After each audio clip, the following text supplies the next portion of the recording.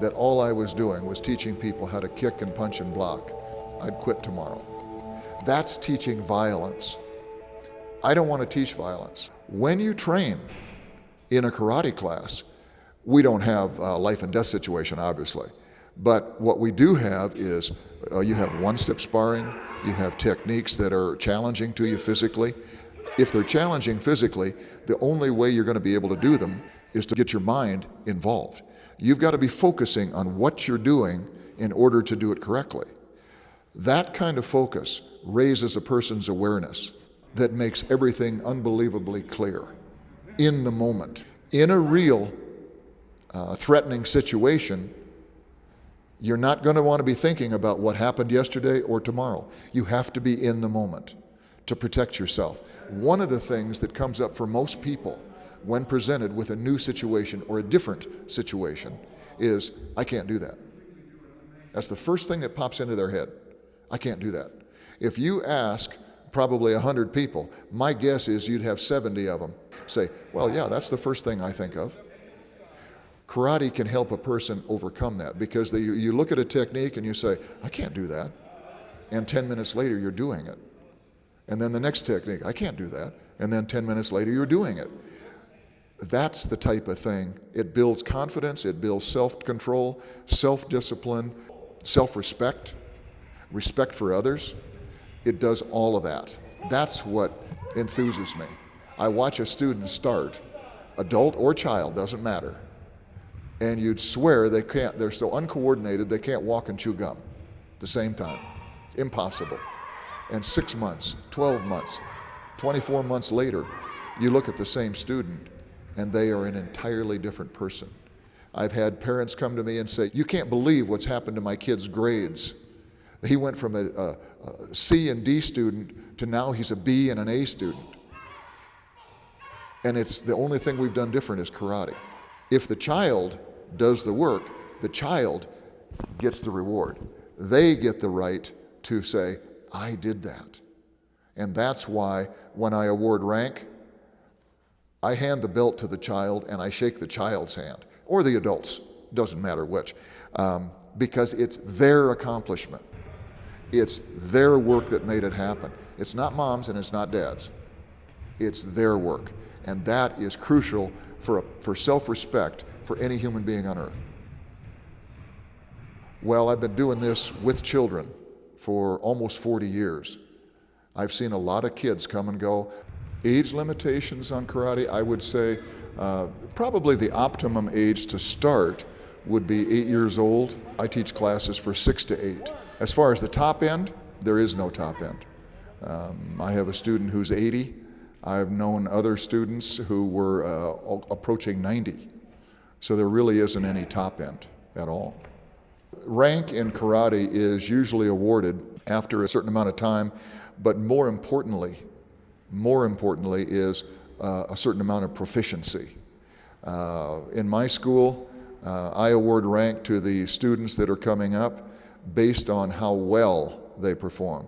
Not if they've been there a certain amount of time. It's a step-by-step process so people can develop. Because most people that I've ever met have never been in a fight, don't want to be, which is a good thing.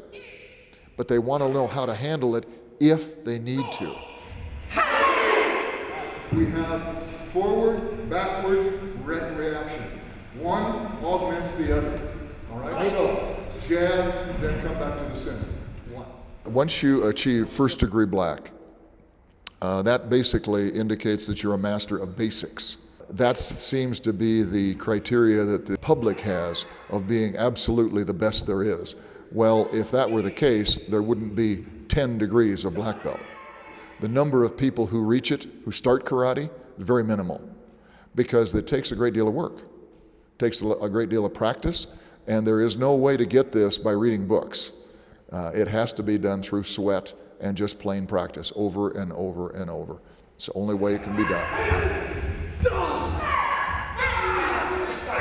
When you're sparring, when you're doing karate, when you are living a, quote, Zen life, you don't hold on to things.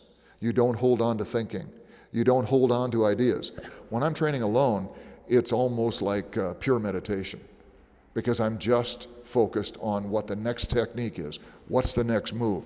What happened to my back heel on that last step? Why did it do this? How did it? But I'm always focused on the moment rather than thinking about what I'm going to have for lunch or something like that. The important thing about karate is what do you get out of it as a human being? That's the most important. And I would say that's probably true of any martial art.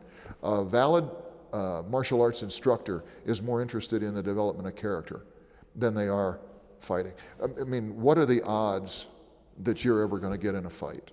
Probably very small. Hopefully, that would be wonderful. So then why are you spending all the time sweating and kicking and punching and reading about martial arts? It's personal development.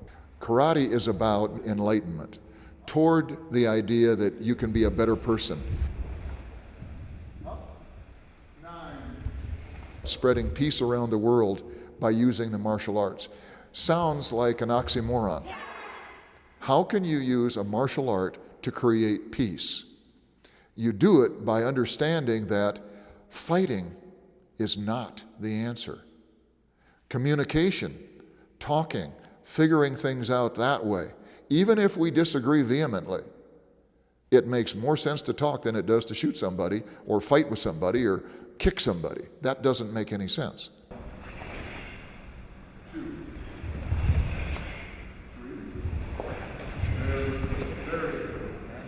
I think everyone has a warrior mentality to one degree or another.